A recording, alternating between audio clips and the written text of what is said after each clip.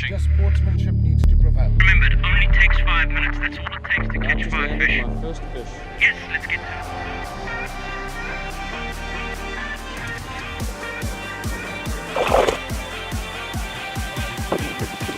Yes, I'm amped.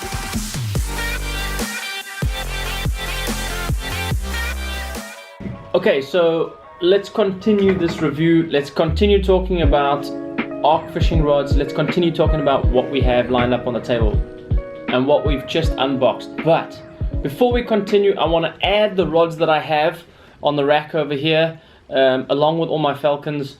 I have a few arc rods there already from the first box that arrived that I have fished a little bit with. But the full review on all of those on the water is also to follow. Let's add these rods to this pile quickly.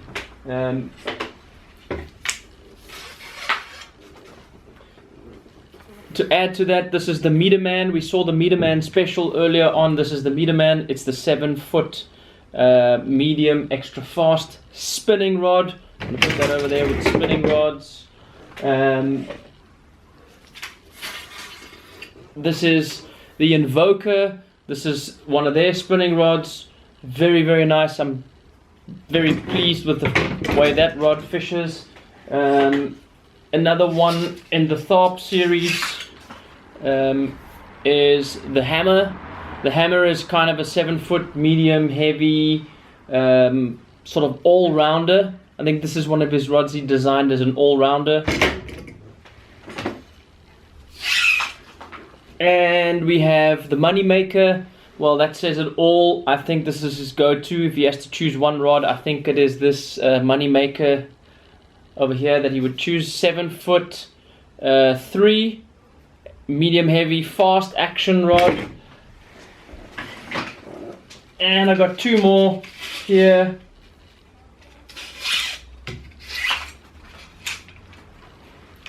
One is again an Invoker, 7-foot medium, and then a Tharp series rod, the One-Eyed Jack, which is a top water and jerkbait rod, which I've used and I really, really like.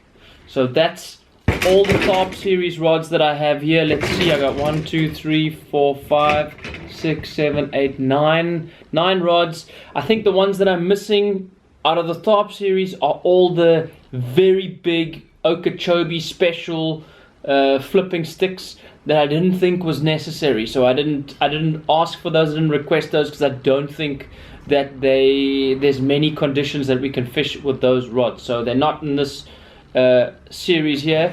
And then I got in a couple of the Invoker rods here as well, just to try out and compare them to the Tharp series. With that, I was also sent some Viper series rods, Lancer series rods, and now adding to that the Lancer Pro series rods.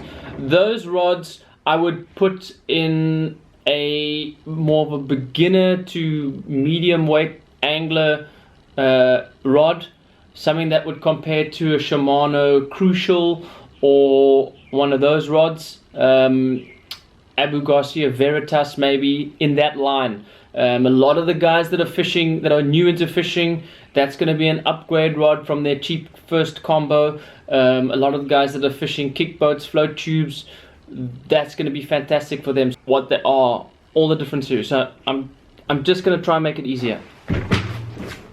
Okay. There we have it. Can we see this? Right. Here we have arc rods. Right? Straightforward. Can you see that? That's better. Okay. At the top, at the very top, the more premium rods, you have the Invoker series. Okay? Next to that, there's a crankbait rod that goes in there somewhere, but underneath that you have the Tharp series.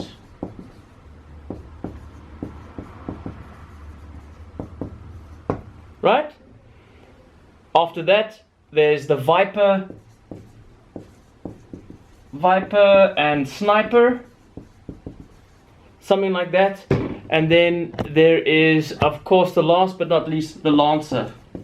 Now, as I said early on the table here with me is the Lancer Pro. I don't know where it's going to fit in here. I'm not quite sure because it is a new release. It's just come out. I think it's going to be broadcast at iCast this year. So I'm going to say it's probably going to be, if it's the Pro series, it's got to fit somewhere in here. So somewhere around the Lancer Pro is probably going to go in there. Maybe it's going to replace one of these Sniper or Vipers, something like that. Let's look at price point. Price point, of course, is important. I'm going to grab my cheat sheet over here. Price point is important. So Tharp series is coming in at about $129. Now these rods are not in South Africa yet. They're not out. So there's no price comparison with them anywhere. So the Tharp series is at about $129. Okay? What you're looking at probably, if we just straight convert that, somewhere around the price point of 1,850 Rand. That's before anybody's made a cent on that. So that's probably going to come in about $2,000 a rod. So you can get a gauge now as to where it fits in terms of rands. $2,000 a rod, that's an expensive rod. I mean, that's pricey. Your Invoker series again is coming in at $129. I'm sorry. Yeah. Tharp series $129. Invoker is at $149. Okay, $149. Right. So it's perceived to be a better rod than the Tharp series. I don't know how that works. I don't know what the theory is behind all of that, but it would seem to be the more expensive rod. So there you're looking at about call it $2,150 before anybody's even touched it. Okay, call it $2,500, maybe somewhere there is where they would rate it. I don't know. Now you may say, why am I giving away these numbers even before the rods are here? Because you can see it on Tackle Warehouse. That's where I got these numbers from. Anybody can compare it to what's in the States. Bearing in mind, whoever is going to bring these rods in, if there is anybody, is going to need to make some money on it. So let's check it out there. Let's see, have a look at the Viper and the Sniper series. So these two are coming in somewhere around $99. That's putting it at a price point of about 1,420 bucks, somewhere around there, 1,400 odd. And then the Lancer and the Lancer Pro are at $79, or as Lunkers TV likes to say, 79 doll hairs, and that is about, call it 1,200 Rand. Now, I haven't bought a rod in the store in a long, I'm going to put this down. I haven't bought a rod in a tackle store in a very long time. It's the truth. It's just how it works. I use Falcon rods through and through, and I'm a huge fan. Okay, so I've looked at Abu's, as you've seen in my reviews. I've looked at a bunch of other rods. I am a Falcon rod. I'm a Falcon rod fan, and I know those rods are expensive. So I would put those in line with the Invokers and the Tharp series. Where in terms of Rand value these rods, all that I've explained to you, all fit in now, well, I'm not really sure. Maybe I'll double back to this again, go do some research in the local tackle stores and see what the rods are priced at. But yeah, you do your own comparison, you see where they fit in, and maybe you can even comment down below and let me know, because I haven't bought a rod in the store in a very, very long time. Next up, I think we understand the price point, we understand where they fit in, we understand the different series that ARC rods have. Let's take a close-up look at these rods. Okay, so I'm just sitting here and I'm kind of just doing some research about these rods, and I'm noticing that, like, in Tharp series, a lot of the components that are gone in here, like, these are top class. So you got Japanese Toray, high modulus carbon fiber, you got custom high density EVA grips. So I'm used to fishing with cork. I like cork, traditional cork grips, but the EVA grips are quite a lot lighter. So I've done a little pre-test, and I'm going to put one or two of these rods on the scale now for you, but these rods are coming in slightly lighter than the rods that I use, which is the Falcons. I don't think it's a massive difference. It's not going to change my life or the way I fish, but I think there is some weight saving there on the rods. If we look at it, graphite reel seats, I really like the reel seat. The reel seat has got a lot of the blank showing in your hand, so you're really holding onto a lot of that blank. A lot of the rods of the market now only giving you pieces of the blank. Randall has really exposed a lot of the rod blank in your hand and the underside of your palm, so you can feel a lot better what's happening on there. And then you've got Fuji K components, so Fuji guides with really high quality inner rings on the guides, so very high quality products here. But I got a mate who's really good at this type of stuff, researches his game. He, you know, if he talks about rods or reels or baits or tackle, he spends a lot of time on the internet researching this type of stuff, and he understands the difference in the components and what they're made up of. So we're just going to give him a quick call.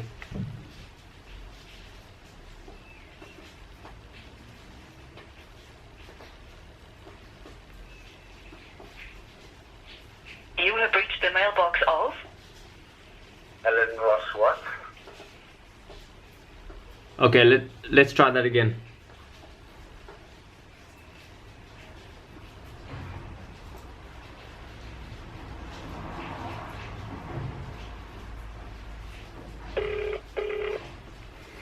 I'm Mark. Alan, my buddy, what's up, bro? Not much, just chilling out. It's cold weather. Yeah, it's pouring with rain here, dude. Listen, The rain's not on this side, but it's cold. you're the master of research. You know a lot about rods and rod components and reel seats and all of that. You've done a little bit of research, because I know we've spoken about the Tharp series rods and the Arc rods. Tell me about this Modulus 40T. What does all that shit mean? Yeah, so I've done a bit of research. I wouldn't say I'm an expert, but what I do know is that the high-end rods out there these days will be using Mitsubishi and Toray. They're two companies that actually manufacture carbon, and a lot of the higher-end fishing rods will use either one of those or both. And where there's a lot of confusion is you've got graphite and carbon rods. Essentially, they're the same thing. Different parts of the world will call them different things. Sort of more on the US side, they talk more about graphite. But it's actually just a chemical process on how they do the bonding of it all. But the bottom line is these new carbons are much lighter, and even though they're lighter, they're actually stronger than some of the traditional back in the day where you'd have fiberglass rods and that. And then you obviously get different strains of graphite carbon rods, different quality ones. So what they do is they take a lot of those strands of that high-end carbon and gives you a light, strong stick, and then also your sensitivity is much better on them as well. And that's basically what the guys are using now on these rods. So what would you say would be the higher end composite that they're using these days? What's like the best you would look at? What should you look out for in the rod? Like when you read a description of the rod, what is it that somebody should look out for and say, okay, now I'm buying a high end product because it's made of whatever? To be honest, if it's from Toray or Mitsubishi factory carbon, a lot of manufacturers potentially, well, they're not really going to mention that. But if it's from those factories, that's your best carbons. But actually, it's not just from the fishing industry. It's obviously they use it in the vehicle manufacturing. Your top cycling bikes as well are used of that carbon. Sure. And then so it's just a very, very high end quality carbon, and it's manufactured in Japan. And then a lot of your better fishing rod manufacturers will be purchasing from them and then basically taking that carbon to put together their rods. You then also get the guys who will use the glass composite as well in their fishing rods.